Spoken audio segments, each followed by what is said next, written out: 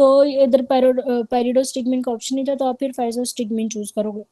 अच्छा, नीचे इसकी एक्सप्लेनेशन हम लोग पढ़ लेते हैं। Myasthenia gravis antibodies against post synaptic voltage gated channels, ठीक है। ये तो post synaptic voltage gated channels के खिलाफ आपके एंटीबॉडीज बन जाती हैं, और लेमोडिटर में आपके कैल्शियम चैनल्स के अगेंस्ट बनती हैं। ये डिफरेंस है। अच्छा, डायग्नोस्टिक टेस्ट जो है आपका स्टाइल रिसेप्टर एंटीबॉडीज भी होता है, और जो आपका एक बहुत एमसीक्यू आता है कि कंफर्मेटरी या गोल्ड स्टैंडर्ड, तो आपका ईएमजी होता है, ठीक है। और अगर वो पूछें किस ड्रग से करते हैं, तो फिर वो एड्रोफोनियम आप चूज करते हो। अगर वो टेस्ट वगैरह गोल्ड स्टैंडर्ड वैसे पूछें, तो आपने ईएमजी लगाना है।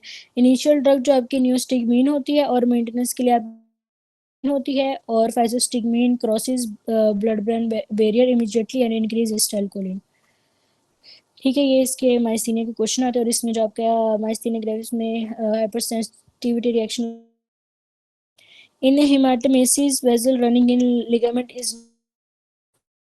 जो मैंने आपको बताया मेरे। Lienorenal, no, splenorenal. नहीं, क्या हो गया आपको?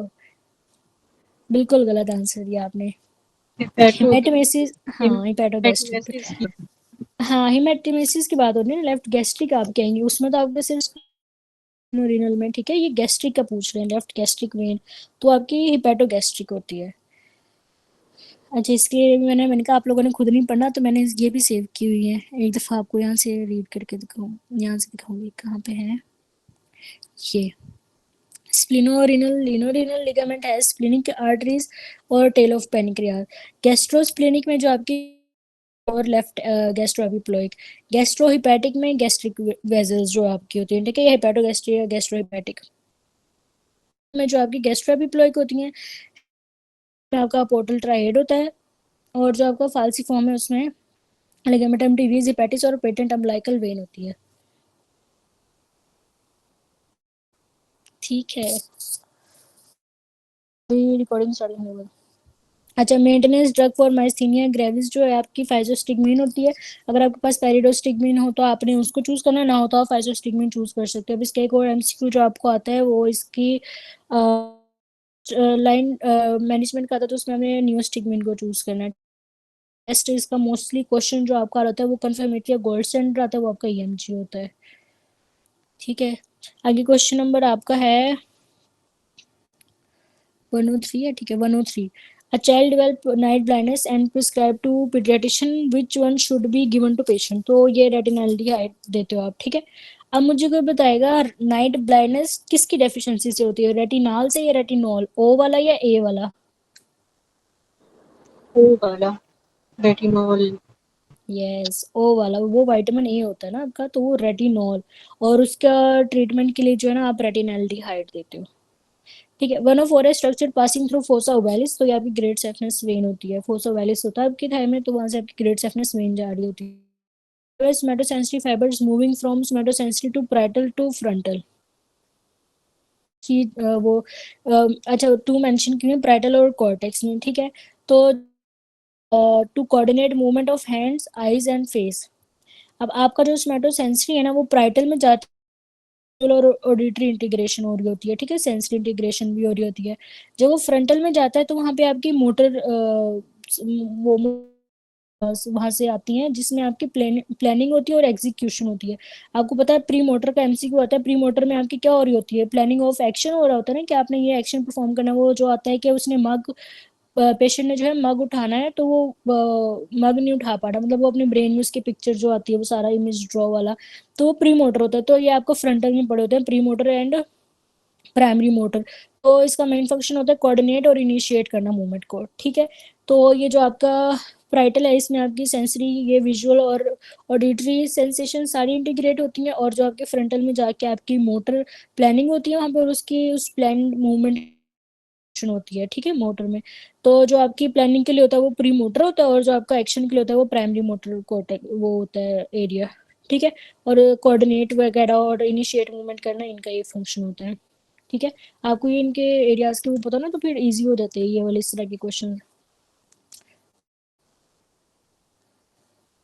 ठीक है जी। क्वेश्चन नंबर 106 है sequence predisposes to thrombus formation. ठीक है, आपको पता है सबसे पहले आपकी एंडोथेलियल इंजरी होती है, फिर वहां पे आके ब्लड की जो है मूवमेंट स्लो हो जाती है, तो वहां पे ब्लड रुकना स्टार्ट हो जाता है, ब्लड स्टेसिस होते हैं, और फिर जो है वहां पे इंजरी साइड पे जो भी सेल्स उन्होंने रिलीज करने हैं, जो भी सेल्स एक्यूमुलेट होने हैं उनको एक क्लॉट बनाने के लिए, तो सारे आपके ब्लड कॉन्स्टिट्यूएंट्स चेंज होते हैं। ठीक है, इसका सीक्वेंस भी है, सबसे पहले इंजरी होती है, फिर ब्लड स्टेसिस होती है, और फिर जो आपके ब्लड कॉन्स्टिट्यूएंट्स हैं वो चेंज होते हैं। ये थ्रोम्बस का जो एक ट्रायड भी होता है थ्रोम्बोसिस का। अच्छा 107 है haemophilia diagnosed by partial thromboplastin time. अच्छा इन्होंने एक्टिवेटेड नहीं लिखा तो आपको लगेगा कि ये पीटी है, ये पीटी नहीं है, पीटीटी ही है, तो ये एपीटीटी है। पीटी जो है आपका प्रोथ्रोम्बिन होता है और एपीटीटी आपका एक्टिवेटेड पार्शियल थ्रोम्बोप्लास्टिन टाइम होता है। हीमोफीलिया आपको पता है इंट्रिंसिक पाथवे का होता है और एपीटीटी उसमें रेज होता है सिर्फ। 108 है uncontrolled mitosis and atypical nuclear associated with neoplasia. ये जो अनकंट्रोल्ड माइटोसिस आपको पता है न्यूप्लेजियाज में होती है, और एटिपिकल न्यूक्लियर जो है ना वो इनलार्ज हुआ होता है। ठीक है, क्योंकि उन्होंने बहुत ज़्यादा डिवीजन करनी होती है। ठीक है, क्वेश्चन नंबर सॉरी जज्बाती है। क्वेश्चन नंबर है 109 which one is false rib. अच्छा आपको पता है जो 7 तक होती हैं वो आपकी ट्रू रिप होती हैं, और जो 8 to 10 होती हैं वो फॉल्स रिप होती है, क्योंकि उनको 7 से अटैच होती है स्टर्नम की बजाय। ठीक है, पीछे से आ रही होती है वो 7th रिप के साथ अटैच होती हैं सारी, ना कि स्टर्नम से, तो इसलिए उनको फॉल्स रिप्स कहते हैं। और फ्लोटिंग रिप्स जो है वो किसी से भी अटैच नहीं होती, तो वो आपकी 11 और 12 होती हैं। 110 in multiple myeloma immunoglobulins are raised in the following order। अच्छा एक तो जो आपका है ना कि सबसे ज्यादा इम्यूनोग्लोबुलिन्स कौन से प्रेजेंट होते हैं, तो उसका जो निमोनिक है ना वो भी गामड़े GAMDE। ठीक है, GAMDE।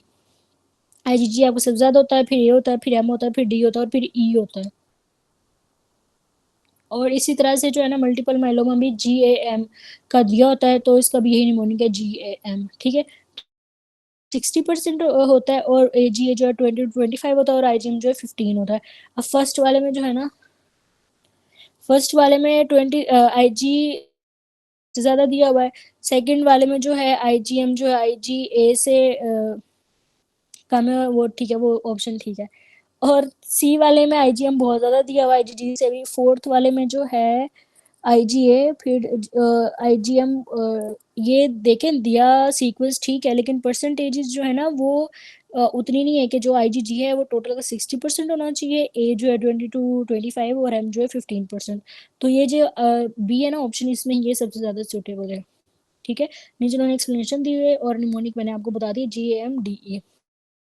111 is 70 years old man presented with myalgia, rash, arthralgia, joints examination revealed no abnormality, motor power is 5 by 5. ANA is positive with speckled appearance if anti-ribonucleoprotein RNP is also positive। आपको पता है RNP जो है positive होती है आपकी mix connective tissue disorder में। ठीक है, ये RNP जो है कनेक्टिव टिश्यू डिसऑर्डर में होता है।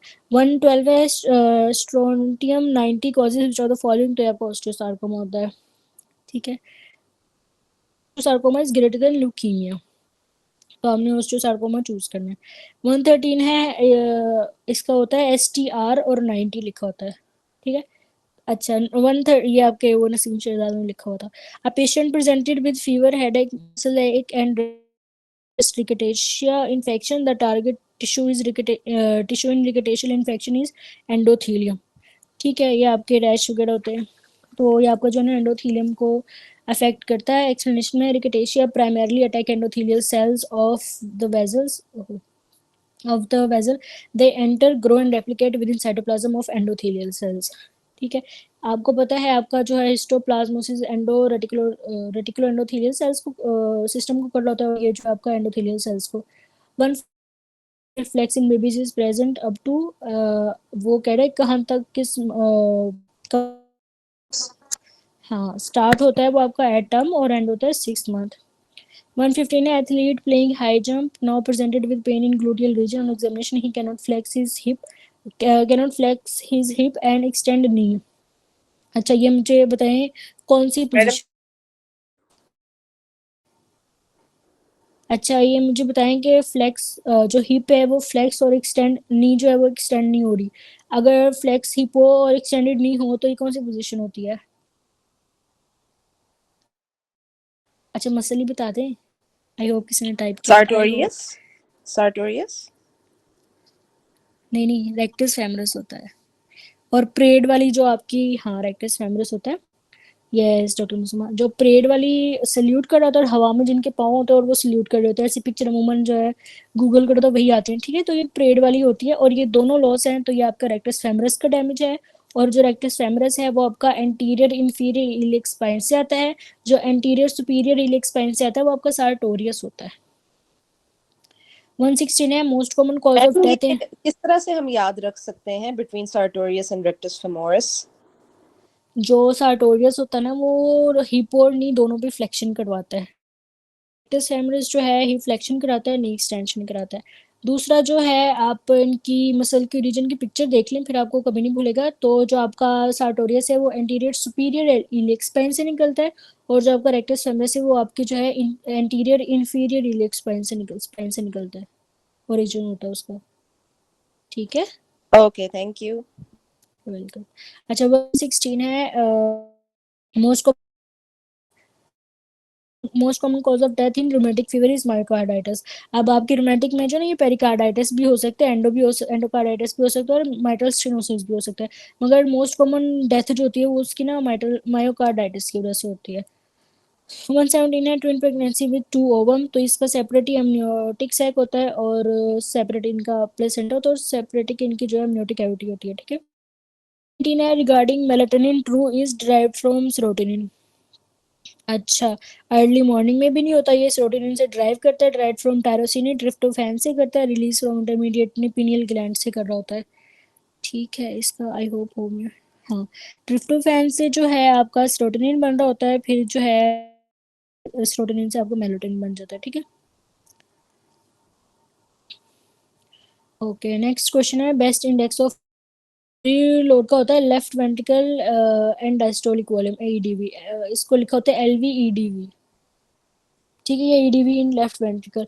और आफ्टर लोड का आपका जो है टीप क्या होता है, जो है वो डायस्टोलिक प्रेशर होता है।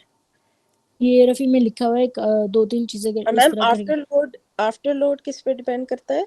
टीपीआर पे। अच्छा, अच्छा मीन मैम, आर्टिकल। मैम मैं वो सीवीएस के नोट्स पढ़ रही थी, मुझे और ये सीवीएस के जब हम कर रहे थे ना एमसीक्यूज, बहुत सारे एमसीक्यूज थे जिसमें जो करेक्ट आंसर होता टर्न होता था। अब मुझे समझ नहीं आ रही है कि वो किस तरह से बन रहा है। ये आप कुछ शेयर कीजिएगा जो पॉइंट आपको समझ नहीं आ रहा, मैं एक्सप्लेन कर दूंगी पूरा। जो है ना ये वेनस रिटर्न वगैरह का पाथवे सारा होता है ना, तो नीचे से एक तो ये है ना स्टैंडिंग अप फ्रॉम हाँ सिटिंग वही मैं पोजीशन। कहने लगी थी। हाँ, सडनली वो फिर चल पड़ती है, तो वो बाय स्टेप पूछ रहे होते हैं ये बेरो ये। रिसेप्टर्स फायरिंग और वीनस रिटर्न हम्म। इंक्रीज हो जाता है। हाँ, ये स्टेप बाय स्टेप पूरा से क्वेश्चन करना है आपने। वो ऑप्शन मोस्टली सारे ठीक होते हैं कभी कभी उसके, ठीक है। तो या पॉइंट क्वेश्चंस भेज देना। तो आज ही मुझे आई थिंक डॉक्टर सानिया कुछ है, उन्होंने मुझे ये भेजा हुआ था, तो फिर हम देख लेंगे, ठीक है। क्वेश्चन भेज दिया करें आप। जी ठीक है। हाँ, एम क्योंकि उन्होंने ऑप्शन के लिहाज से चूज किया होता है मोस्टली। अच्छा 121 है, ओवेरियन कार्सिनोमा का जो है वो C1 to 5 है, आपको पता है। CEA आपका, ये भी आपका कॉलोन का होता है।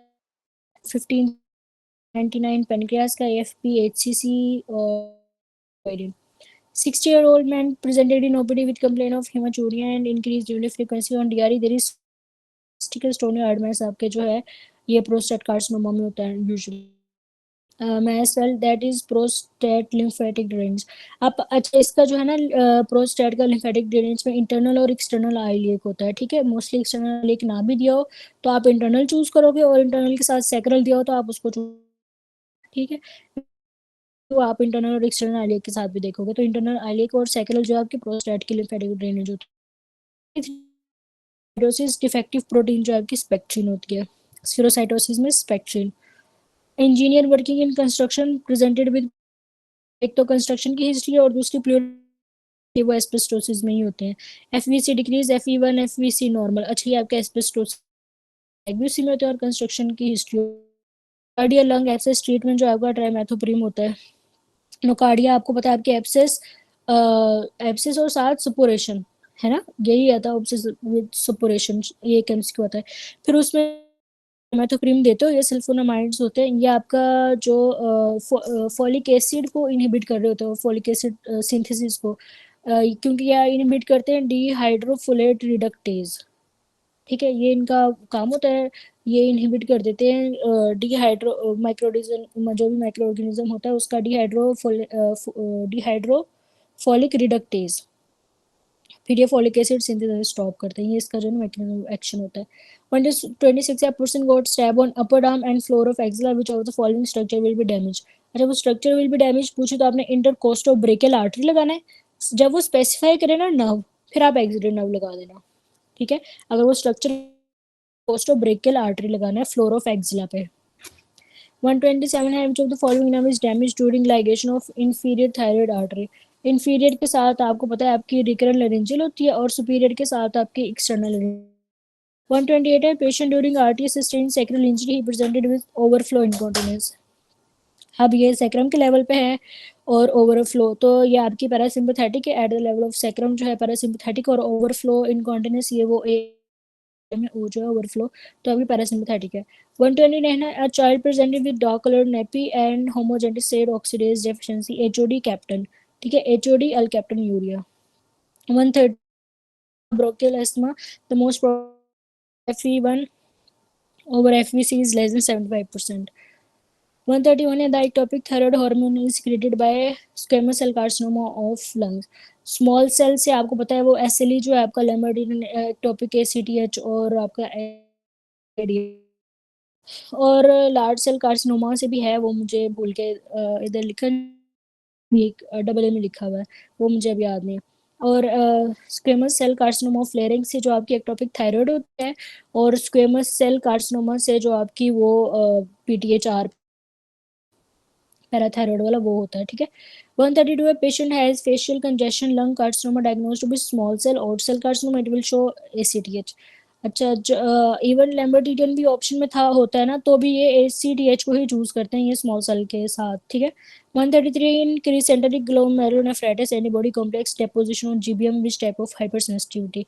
इसको आप लोग ना 3 कर लो, और नीचे एक्सप्लेनेशन में उन्होंने देखे एंटीजन एंटीबॉडी कॉम्प्लेक्स ही लिखा हुआ है। ठीक है, लेकिन 2 तो सिर्फ आपका एंटीबॉडी मीडिएटेड होता है, जो एंटीजन वो आपका 3 ही होता है जो कॉम्प्लेक्स बनता है। ये मैंने सर SK को भेज दिया कि इसको ठीक कर लो आप, ये डाटा, तो ये आपका टाइप 3 ही होता है, और नीचे उन्होंने खुद ही एक्सप्लेन किया है एंटीजन एंटीबॉडी कॉम्प्लेक्स। ठीक है, a person having DPT vaccine, DPT आपका जो है टाइप 3 होता है। अगर आप लोगों को याद हो, आर्थस के ऊपर जो है ना वो DP3 थी, कहाँ गया ये? ठीक है, ये देखो डिप्थीरिया। ठीक है, ये आर्थस है, ये SLE है, ये इसके लिए पैनकेक बना के लेके आई है, और ये जो है इसको भगा रहा है, एंटी थाइमोसाइड ग्लोबुलिन फेंक रहा है, और ये डिप्थीरिया, और ये किडनी PSGN उसने कीड़े पड़े हुए हैं उसको, तो इसके ऊपर वो एंटी थाइमोसाइड ग्लोबुलिन फेंक रहा है। खैर ये दिखाने के, आप बस इसको इस तरह याद रख लो। ठीक है, डिप्थीरिया होता है टाइप 3 में। अच्छा जी, 135 है। अच्छा, बाकी लोगों को समझ आ रही है? आज सिर्फ डॉक्टर बिनिश बोल रही है, बाकी बहुत कम लोग बोल रहे हैं आज। आप लोग समझ आ रही है? आप लोगों को याद हो रहा है? यस डॉक्टर जवेरिया, अच्छा वो, यस डॉक्टर जवेरिया, हो रहा है मैम। ओके ओके, ठीक है, शुक्र है। मुझे वो ऐसे लग रहा है सो रहे हैं जैसे, कोई बात नहीं। हाँ जी, आप ना अपना बुक और, हैंड राइज गलती से हो गया था मेरा। कोई मसला नहीं, कोई मसला नहीं। बुक खोलो तो साथ अपनी बुक पे लिखते रहो, साथ साथ सारा कुछ करते रहो। ठीक है, PDF खोला हुआ तो अपने अलग से नोट्स बनाओ, एक्स्ट्रा पॉइंट्स।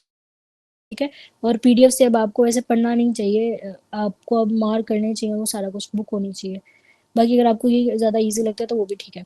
135 है, pregnant lady first trimester having HB10 और थर्ड ट्राइमेस्टर में हैविंग, ये ना आपका फिजियोलॉजिकल चेंज होता है, ये आपका वॉल्यूम एक्सपेंशन हो जाती है। ठीक है, जो प्रेगनेंसी में थर्ड ट्राइमेस्टर में, तो इसलिए पहले से कम हो रही होती है, और अगर बहुत ज़्यादा कम हो 8-9 जैसे यहाँ पे, तो आप विनोफर वगैरह उनको थर्ड ट्राइमेस्टर में लगा देते हैं, और बहुत 7 तक हो तो फिर ब्लड भी लगा देते हैं, लेकिन ये आपका ना फिजियोलॉजिकल चेंज की वजह से कम होती है, वॉल्यूम एक्सपेंशन होता है। 136 and damage of gluteus maximus and medius which enzyme is raise CPK.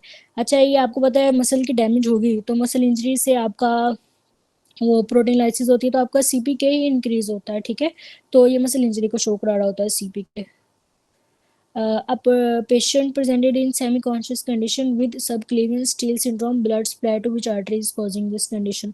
तो वर्टिब्रल आर्टरी जो है वो स्टील कर लेती है ब्लड, इसलिए इसको सबक्लेवियन स्टील सिंड्रोम। तो खैर अच्छा, इसमें ये होता है कि reversal of blood flow to vertebral artery, जो जो आपकी सबक्लेवियन है उसकी स्टेनोसिस हो जाती है, तो जो ब्लड फ्लो है वो रिवर्स हो जाता है वर्टिब्रल आर्टरीज में ही, ठीक है। तो इसलिए इसको कहते हैं सबक्लेवियन स्टील सिंड्रोम। और इस तरह से आपके ब्रेन इसमें नेक के परफ्यूजन। symptoms भी होंगे, जी नेक के सिम्टम्स भी होंगे ना, हाँ नेक जी स्टिफनेस भी हाँ होगी। हाँ जी, क्योंकि आपकी जो है ना ब्रेन की परफ्यूजन डिक्रीज हो जाती है, फिर आपका decrease blood flow to brain होगा तो डिजीनेस, वर्टिगो और बाकी न्यूरोलॉजिकल सिम्टम्स आ जाते हैं, ठीक है। तो वो सही बता रही है, ये वर्टिब्रल आर्टरी होती है जो कॉजिंग दिस कंडीशन। तो सबक्लेवियन स्टील सिंड्रोम के साथ आप वर्टिब्रल आर्टरी याद रखो। जो वर्टेब्रल आर्टरी है, it is a branch of thyrocervical artery और एक्सटर्नल कार्टिड आर्टरी। अच्छा, अब मुझे याद नहीं है वर्टिब्रल आर्टरी किसकी ब्रांच है। मैम आई थिंक थायरोसर्विकल है, जहां तक मुझे याद है जो मैंने पढ़ा था। Vertebral artery branch of I think external carotid की है। सबक्लेवियन, सबक्लेवियन के बच्चों, ओके गलत याद नहीं करना। सबक्लेवियन की है, ठीक है। जब तक कंफर्म ना हो ना तो किया आप लोगों ने, दूसरों की अपनी गलत। अच्छा, ये आपकी जो सबक्लेवियन की ब्रांच होती है 138 है। मोस्ट रेडियो सेंसिटिव ट्यूमर आपका ब्रेन स्टेम ग्लायोमा है। इसका आपने निमोनिक जो है वो लाडकाना सुईगैस कंपनी याद किया हुआ है। तो नोड इसमें नहीं है, सेमिनोमा इसमें नहीं है, ग्लायोमा इसमें है, ब्रेन स्टेम ग्लायोमा। और वो भी ना होता तो फिर आप ठीक है।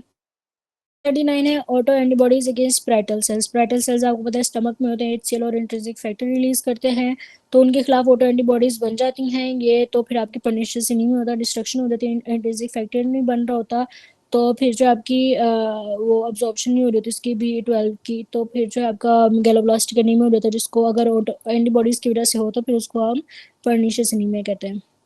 140 a patient with severe headache, vomiting and neck stiffness, raised ICP on lumbar puncture. There was blood-stained CSF. Blood-stained CSF, subarachnoid hemorrhage. Woman with bee sting, dual swelling and acute inflammation, most likely mediator. ये आपको पता है आपके ये anaphylactic shock होता है, ये sting की वजह से एनाफाइलेक्सिस होती है रिएक्शन, तो फिर वो आपका हिस्टामिन से जो है मीडिएट हो रहा होता है। For the treatment of diabetic gastroparesis, prokinetics हो तो प्रोकाइनेटिक्स चूज कर ले, मेडिकल अप्रोमाइड हो तो मेडिकल अप्रोमाइड चूज कर ले। 143 antenatal checkup for Down syndrome. 11th week पे जो है आपका सीवीएस कोरियोनिक विलस सैम्पलिंग कराते हो आप 11th वीक पे, और डाउन सिंड्रोम के लिए आप सीवीएस कराते हो कोरियोनिक विलस सैम्पलिंग, ठीक है। और एमनियोसेंटेसिस आप 15 वीक पे कराते हो, और कार्डियोसेंटेसिस आप 20।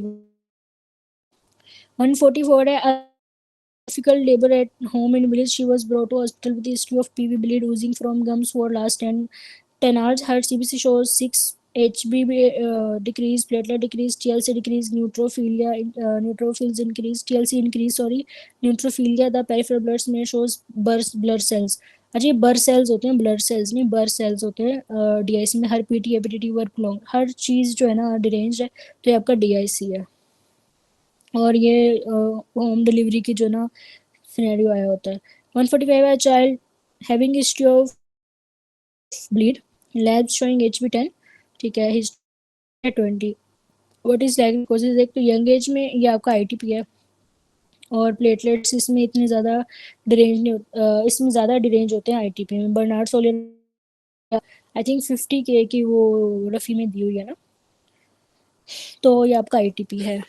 146 है second heart sound is due to isovolumetric relaxation. First जो होती है contraction से होती है, और सेकंड जो है वॉल्यूमेट्रिक रिलैक्सेशन से होती है। 147 है risk factor for the development of malignant melanoma. ये आपका ज़ीरोडर्मा पिगमेंटोसा है, इसलिए जो आपका स्किन कैंसर के लिए भी प्री मैलिग्नेंट लिखा होता है वो ज़ीरोडर्मा पिगमेंटोसा होता है, और मैलिग्नेंट मेलानोमा के लिए भी xeroderma pigmentosa. Furunculosis on tip of nose spread to cavernous sinus, vein superior ophthalmic vein फिर भी, ठीक है, सुपीरियर ऑप्थेल्मिक। रोल कर दें प्लीज। Okay okay. अच्छा 140 skeletal muscle involve activity of large number of proteins, protein required for relaxation of muscle। मैं आपको बता ट्रोपोमायोसिन, रिलैक्स स्टेट में जो है ना आपकी ट्रोपोमायोसिन होती है। 150 N ECG of patient with electrolyte disturbance shows U wave inverted PR। Hypokalaemia. हाँ जी, हाइपोक्लीमिया। और यू वेव क्यों आती है?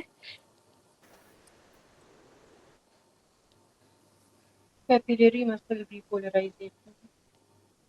किसने टाइप? यस। नहीं, आगे बताएं। डीपोलराइजेशन के रीपोलराइजेशन, डॉक्टर आज के ठीक बताया। वो याद रखना जरूरी है, डीपोलराइजेशन के रीपोलराइजेशन। रीपोलराइजेशन है, इतने सारे डी क्यों लिख रहे हैं? मुझे अपना वो हो गया डाउट एक मोमेंट के लिए। रीपोलराइजेशन नहीं होती? हाँ जी, ठीक है, रीपोलराइजेशन।